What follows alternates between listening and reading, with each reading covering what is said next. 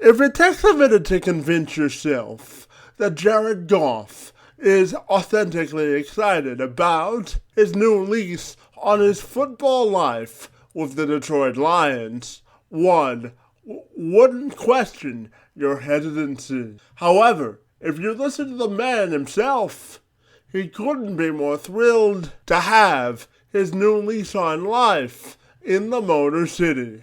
And how should we view the Matthew Stafford era in totality as he departs for Tinseltown in the Los Angeles Rams? Friend of the program and 97 won the ticket. Update anchor and producer Jake Riepma returns to the program to provide his thoughts on this very subject. I'm Kevin McShane. Let's have this conversation.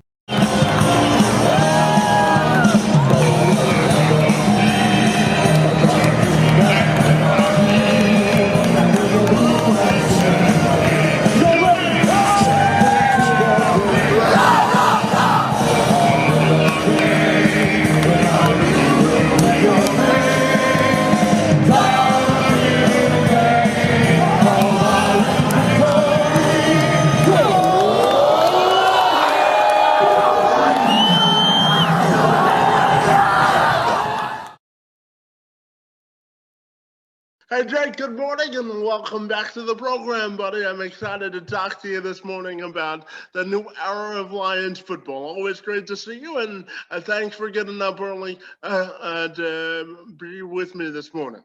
Oh, Kevin, the pleasure is all mine, and I apologize. I was running a little bit late this morning, but you're the most understanding guy and the hardest working guy in radio and podcasting and YouTubing and everything like that. So I appreciate the forgiveness, but I'm glad to be here. It's always a pleasure when our paths cross. Yeah, absolutely, Jake. And I'm going to start you off with a softball this morning and just ask you what you think about the new direction of Detroit Lions football. Yeah, I mean it's a soft toss, and hopefully I can hit it out of the park, right?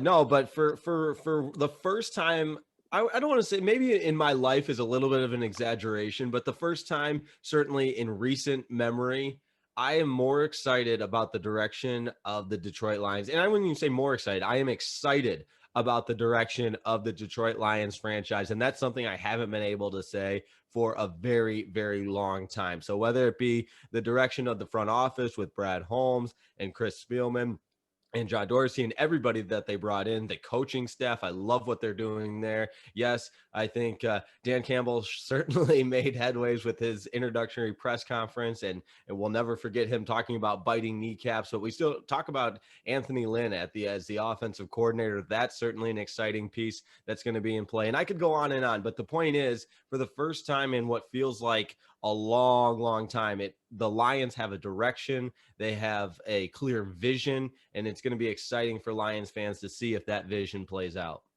Hey, I'm curious, what did you think of the initial trade itself and what the Lions got in return? When I first heard the deal, I almost thought it was too good to be true, Kevin. I mean, we're talking about setting this franchise up, the Lions, that is, for success for the foreseeable future if they can go ahead and draft right. And I know that's a big if, but you talk about Brad Holmes being brought in as quote unquote a draft expert. So you would think this is his area of expertise. You're giving him all kinds of draft capital. And I also think there's something to be said about it being a win-win for both teams. I mean, the Rams are getting a proven franchise quarterback, albeit he hasn't had the success in the postseason that you or I would like to have seen in Detroit. But make no mistake about it, Stafford is a guy that, how many times we hear it, can make all the throws. He's got the greatest arm talent. He deserves to have a chance to win. So I think it's a win-win for both Matthew Stafford and the Detroit Lions. The amount of return that this Lions team got for Matthew Stafford, I think exceeded my expectations. And now you're starting to hear about some of the other deals that were on the table. Carolina with that deal for their 8th overall pick and Teddy Bridgewater. And I think the Lions made the right choice in going with the deal with Los Angeles and getting those 2 future first round picks, a 3rd round pick for this year, and of course, Jared Goff in exchange. I think it's a win for the Detroit Lions all the way. And what did you think of Jared Goff's initial comments once he found out he was coming to Detroit, buddy? I think just to catch everybody up, he basically said this is what it should feel like. And I think it just goes to show that he wasn't appreciated in Los Angeles, which is kind of, I mean, I get it. He had some very, very rough stretch there. And more recently, that Super Bowl that he brought the Rams to where they lost to New England seems like a thing of the distant past. But at the same time, I mean, it's not like this guy's, at the latter end of his career. He's 26 years old. There's still plenty of time for him to, maybe he went up like this to get to the Super Bowl 2 years ago, and then he had a steep decline. And maybe there is a way for him to start to build his career back up again. And if that's in Detroit, great. If not, you're only on the hook for 2 years with him. So I think, again, it goes back to it being a win-win for both teams. But as for Goff's comments, let me actually answer the question here. I think it's hilarious that he feels that good about being in Detroit, which more power to him. I mean, let's hope that he's right and that this could be the beginning of something special. Well, once he gets into this polar vortex, he might miss that California weather there, buddy. But that's okay. No doubt, no doubt. So I'm sure you saw that Kelly Stafford posted a soliloquy for her goodbye to Detroit and the Staffords in their time here. I'm just curious, how do you think we should view the Stafford era in totality? Because I know you were banging the table for them, for the Lions to do this. So I'm just curious to see how you manage or look at the Stafford era in totality, buddy. Absolutely. I think the Matthew Stafford era specifically, we'll leave Kelly out of it for the first part of this answer. I think the Matthew Stafford era on the field of play is very, very simple. I mean, the guy was a first overall pick. He made a ton of money, and I never fault anybody for making a lot of money. He deserved to be paid that kind of money, but there were never any real expectations here in Detroit. And of course, you or I would want playoff wins, and that just wasn't something that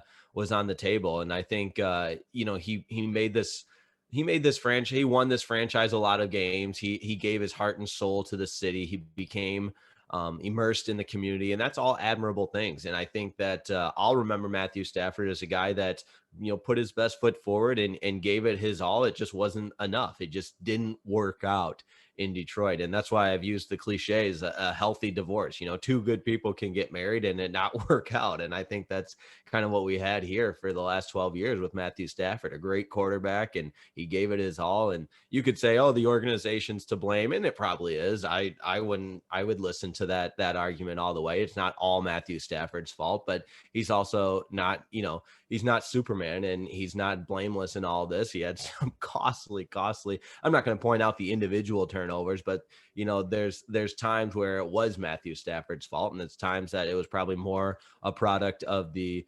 shortcomings of the organization, which we know the list of shortcomings for the Detroit Lions might be a mile long. So in that sense, I don't think he necessarily, and it's interesting how in this city, it felt like you were either Matthew Stafford is the greatest quarterback of all time, or you can never win a game with Matthew Stafford. For some reason, I found myself right in the middle, crazy. The truth sometimes lies in the middle. But that said, the Matthew Stafford era, I don't think when you really get down to it, a lot of people will have a bad thing to say about the guy, Matthew Stafford. Kelly Stafford maybe rubbed some people the wrong way throughout the course of her time here in Detroit. And I don't really even want to spend a lot of time talking about the quarterback's wife. I mean, yes, his family is a part of the city, and they gave their everything to Detroit, but I do think there's more to be said about the Matthew Stafford era and what number 9 did on the field as opposed to the whole Kelly Stafford, I don't want to say circus, but you know what I mean. What goes around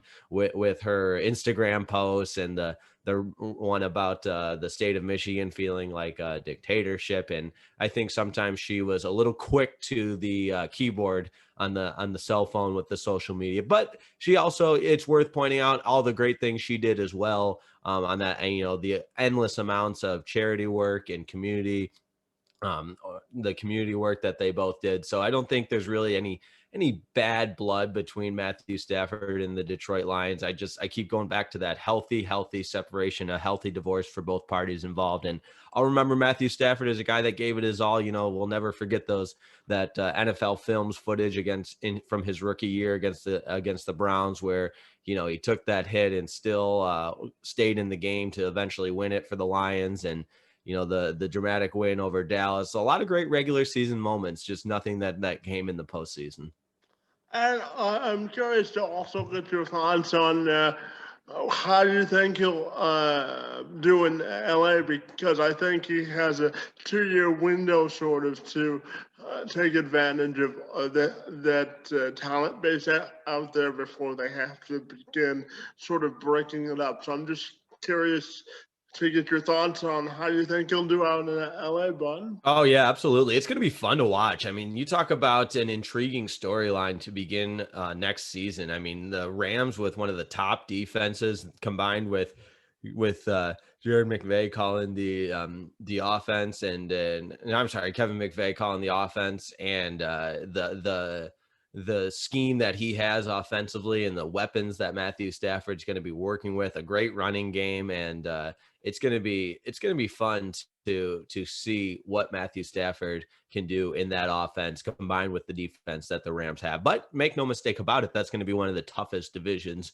in football. Seattle's not going anywhere. San Francisco's going to look to rebuild, and I think it's just we're you see it with the Chiefs losing last night. I mean, it's so hard to sustain a level of success in the National Football League and get to the Super Bowl, let alone win it. So, and that's the crazy part about the environment that Matthew Stafford's entering, because it's Super Bowl. It's got to be, I don't want to say Super Bowl or bust, but Jared Goff got you to the Super Bowl. If you're a Rams fan, if you're part of the Rams organization, you've been to the Super Bowl not long ago. So now you're making a move to where you have to win the Super Bowl. Matthew Stafford's never had those types of expectations. So how will he do under them? I don't know. But at the same time, there's something to be said about a 12-year veteran entering a new organization where now all of a sudden the expectations are Super Bowl or bust. Now with Jared Goff here with the Lions, I don't think I'll get you to say that you think he'll be the long-term answer here, but what do you think of his arrival here in Detroit in terms of what he'll bring to the offense, and what do you think it means for the Lions at number 7 in the draft, Bud? Yeah, that'll be really interesting to see because, and I know this isn't a great answer for a show's purpose, but I'm kind of still on the fence. I'm not, in episodes past, like you said, I come in here pounding the table. We got to do this. We got to do that. But this time I really am kind of in a wait and see mode because if first and foremost, if Justin Fields is still on the board at 7, take him. Let's get our quarterback of the future. He can learn under Goff for a year or two, but if Jared Goff all of a sudden returns to the Jared Goff of old, why take a quarterback? There's plenty of other holes on this team to fill. Micah Parsons, a linebacker from Penn State, would be a great addition to a Lions defense that desperately needs something. So I'm gonna need to do some more homework, some more digging, some more reading, some more evaluating to really start to come out with my stance on this, because I think there's certainly a case to be made about drafting a quarterback. So even if it's not Justin Fields, maybe it's if Zach Wilson's still on the board at 7 and even Trey Lance, you got to believe one of those 3 will still be on the board at 7. And so I would have no problem with the Lions drafting a quarterback and building for the future, but so many other holes on this roster that Jared Goff can be a nice placeholder while you acquire some really talented defensive players or other players that can help you in the long run as well. So it's kind of a wait and see. And again, that goes back to me being excited about the direction of this Lions franchise. You put your trust in Brad Holmes, and because he's a draft expert and a draft guru, so we'll wait and see. And I think the Lions are going to be, for the first time in a long time, again, I feel good about the direction. I'm still scratching my head to see who he's going to throw to, but because Yeah. they've got to rebuild that receiving core. Because I don't think Marvin Jones is coming back, and I don't see Kenny Galladay taking a long-term deal here. So it'll be interesting to see who he'll throw to this year. TJ Hawkinson, right? Greatest tight end ever. and Jesse James, the tight end that makes all that money that nobody ever uses. So right. Yeah, we'll I'll clean sign out me the up for that garage job. of tight ends, and we'll be a 2 tight end offense, I guess. But I'm wondering, Jake, too, watching the Super Bowl, what lessons do you think the Lions can take away from last night's game? Well, I think the fact of the matter is, in today's NFL, we talk all the time about it being a quarterback-driven league, which of course it is. You know, Tom Brady with 7 rings, and Patrick Mahomes. We know what he can do. Those are the two. I don't know if necessarily Mahomes. You could probably make the case as the best quarterback, and Brady right along with him.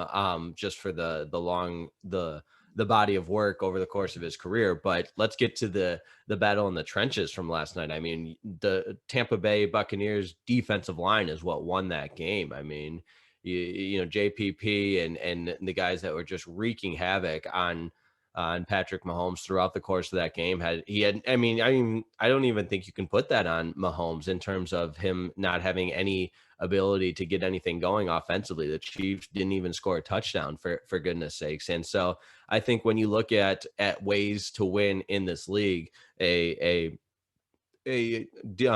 pass rush and a good defense, of course, and of course I'm pointing out the obvious here. You need to be sure up on every side of, or every part of the ball on defense, on offense, and everything like that. But I think the Buccaneers did put forth a pretty intriguing blueprint in terms of ways to win a Super Bowl with that defensive line and really entire defense, combined with the weaponry that Tom Brady had to work with. You know, and I mean, Mike Evans rather, has had 7 straight 1,000-yard receiving seasons, and so yeah, it goes to show that there's a lot to be said about having a defensive line and an interior line that can control the defense the way Tampa Bay's did. Yeah, and Jake, my final question for you is, what do you think are some realistic expectations for the Lions as they enter this rebuild of a season? Right. 2021 total rebuild. You're exactly right. I mean, we're kidding ourselves if we think this team is going to there might be games where they're not even competitive with how bad this defense is. And some of that I'm not saying it all depends on one player that you draft in the first round, but let's say they do draft a Micah Parsons. Maybe that helps a little bit defensively, and you even alluded to it. Who is Jared Goff going to throw to? I mean, there are a lot of holes on this roster. So while I'm excited that's why I need to stress excited about the direction, not necessarily this coming season, because I think 2021 could be a tough season for everybody. They'd be lucky to win 4 games this year, Jake. Yeah. I think I'd be confident. I'd be comfortable in putting my name behind that statement. Yes, lucky to win 4 games. But after that, I mean, then you start to get an additional first round pick from the Rams. So hopefully, it's going to be tough to root against our guy Matthew Stafford, but it would benefit the Lions franchise for the Rams to be terrible. I don't think they'll be terrible, but obviously with us getting their first round pick. So, but anyways, with that said, I think you start to acquire that draft capital, and hopefully it worked. You draft well, and then maybe in 2022, 2023, that's when you start to talk about turning things around. Hey, Jake, my lunch bill for you is getting through the roof for all the podcasts you've done for me, buddy. This is your 5th appearance on the show, and I always enjoy talking Detroit Lions football with you, buddy. Thanks for getting up early and spending a few minutes with me, buddy. Oh, Kevin, it's my pleasure, 100%. I've really enjoyed it as well. We've become great friends through this all, and sport. Who knew that a lousy franchise like the Detroit Lions could connect us and be the beginning of a great friendship. So it's always a pleasure, my friend. All the best to you, and until next time.